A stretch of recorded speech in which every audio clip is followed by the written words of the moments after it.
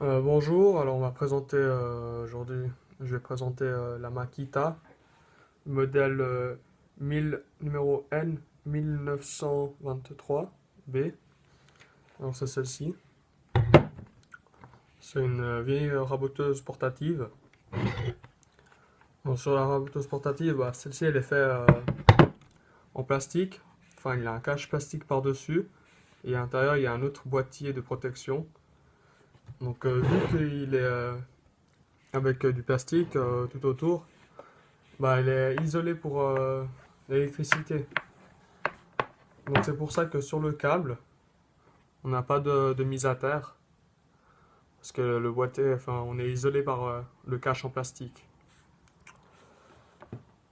Alors la Makita, celle-ci, cette raboteuse portative, elle a une puissance normale de 1650 volts. Donc c'est déjà pas mal.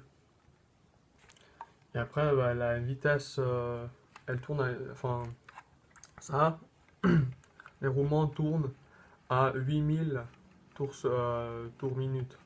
Donc c'est déjà pas mal rapide. La largeur de la lame, enfin la longueur de la machine fait 300 mm. Donc il faudra éviter de faire des pièces plus petites que 300 enfin, pour sécurité. Euh, Qu'est-ce que je veux dire d'autre? La vitesse d'avancement c'est de 8,1 mètres minute. C'est la rapidité en fait. Comme si on l'aurait laissé, elle aurait tourné, enfin, elle avancerait. Alors, avec cette machine, on a des accessoires. Alors, cet accessoire-là, c'est un guide pour se caler, par exemple, dans un coin. Alors, le guide, on le met ici. Là, on a un petit trou.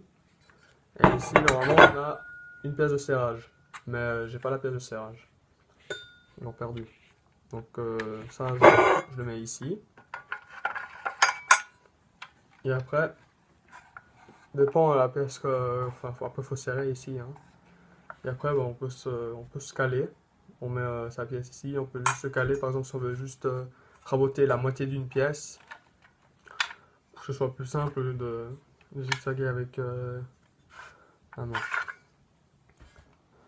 main. Ici, j'ai aussi ça. C'est juste une pièce de serrage. C'est pour enfin, les couteaux de la raboteuse. Parce que la raboteuse, cette raboteuse là, elle a ces petits couteaux là. On voit pas bien. Des petits couteaux. Et ici, on peut les changer. Il faut juste desserrer ces trois pièces. Donc, je vais le faire. Juste desserrer ça.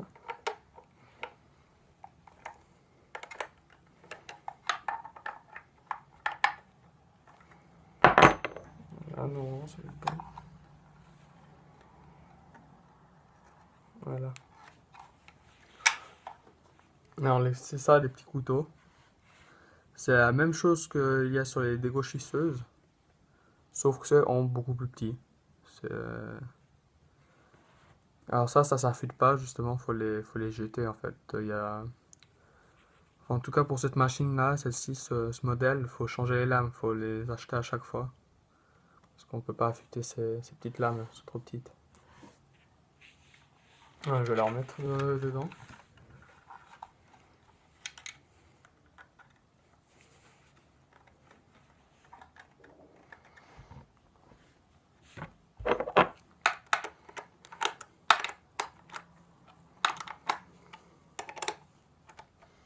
Voilà, là il est dedans.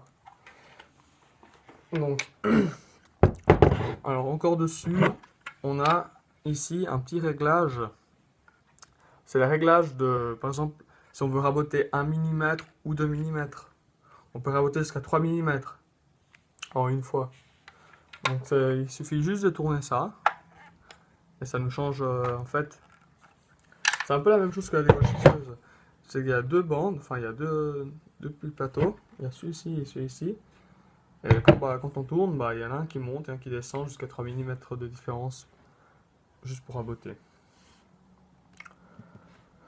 Alors, cette cette machine aussi, donc elle s'active par ça, la petite gâchette. Par contre, il y a une petite sécurité. On peut pas directement mettre. Il faut d'abord cliquer dessus. Et là, la machine, elle tourne. Parce que si, c'est juste en cas de sécurité, au cas où si on prend la machine, elle est allumée. Eh bah, si malencontreusement on appuie dessus et on met la main, pour pas se faire couper la main. C'est juste une petite sécurité qui fait tourner. Cette raboteuse, bah, quand elle tourne, elle tourne avec ça. C'est une espèce de... comme une chaîne à vélo, mais en tissu. Un tissu assez dur qui fait tourner ça, qui fait tourner les couteaux.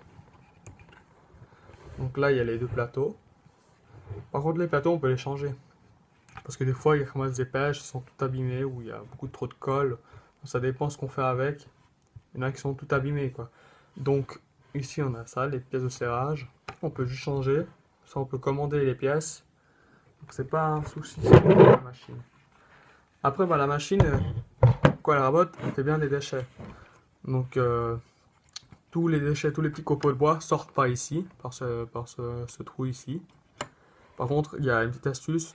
On peut mettre la prise, par exemple, si on a un aspirateur Makita, il y a les aspirateurs Makita, les Festool, ça va bien aussi. On peut mettre là, on peut le brancher directement et mettre sur en mode auto. Parce qu'il faut brancher aussi la machine sur l'aspirateur. Comme ça, lorsqu'on commence à raboter, les déchets, au lieu de s'évacuer n'importe où dans la pièce, ils vont là.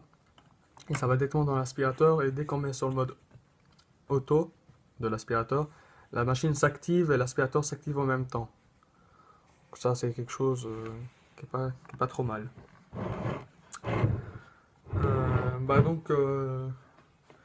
Qu'est-ce que je peux dire d'autre dessus? Alors, cette machine, on va dire qu'elle est très bien. Après, elle est aux normes européennes. Dessus, c'est marqué les normes européennes. Faut pas jeter ça à la poubelle, normal.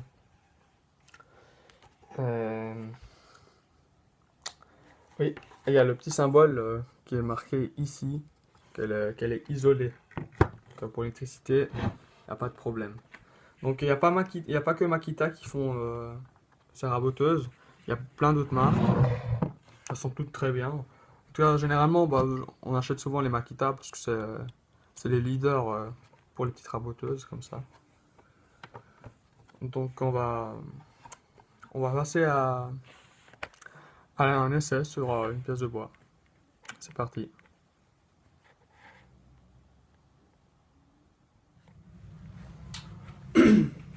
Alors là, on va passer à un essai. Donc là, c'est sur une planche une petite table de parquet, on va faire.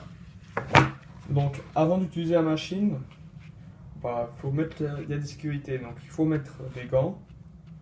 Enfin, des gants, oui, pas toujours. Enfin, ça dépend, c'est mitigé, mais il faut quand même. Moi, je mettrai tout le temps des gants. Aussi, des lunettes de sécurité. Toujours mettre des lunettes de sécurité. Parce que les éclats dans les yeux, ça peut nous crever un œil. Et les palmires.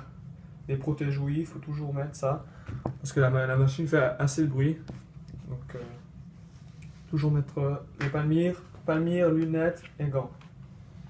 Les gants, ça aiderait au cas où si on mettrait les doigts dans la lame, déjà avoir une couche en plus, pas nous choper le doigt directement, nous déchire. Alors, déjà une petite explication. Avec cette machine-là, quand on a fini d'utiliser, parce que souvent elle tourne encore un petit moment, toujours la mettre comme ça, sur une pièce, que les couteaux ne touchent pas la table, parce que sinon elle partirait ou ça raboterait. Enfin, faut toujours faire comme ça, sinon on abîme tout, on casse tout. Donc, cette machine-là, il y a la sécurité, il faut cliquer.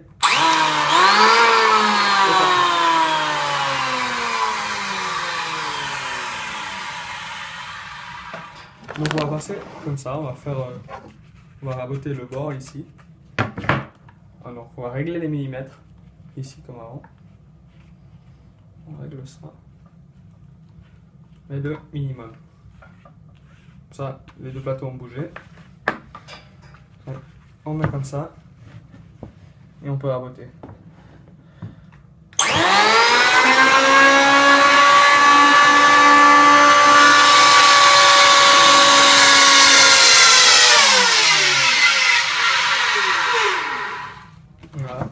Donc on a raboté un petit millimètre. Donc bien évidemment là j'ai pas d'aspirateur, donc les déchets tombent au sol directement. Donc c'est toujours mieux d'avoir un petit aspirateur avec soi pour le mancher. Maintenant on va faire un deuxième essai, par contre avec le guide. Ouais, on va faire avec le guide. On met ça dedans. Bon, sauf que là j'ai pas le serrage, donc on va un peu s'embêter, mais c'est pas grave. Comme ça. Et là c'est juste pour raboter le dessus. Donc le minimum.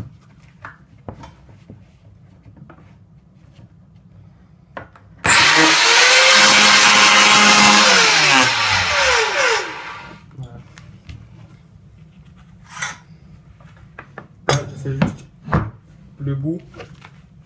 Pas faire toute la longueur, pas abîmer. Donc le bout. Comme ça avec le guide.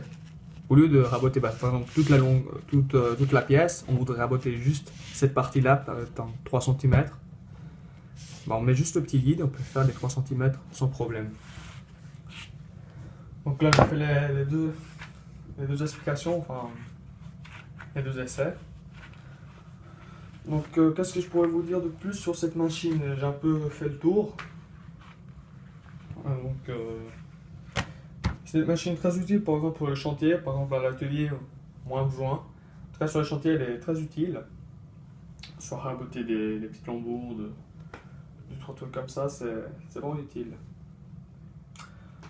Donc c'est tout bon, j'ai fait le tour avec ça. Donc la vidéo est terminée. Au revoir.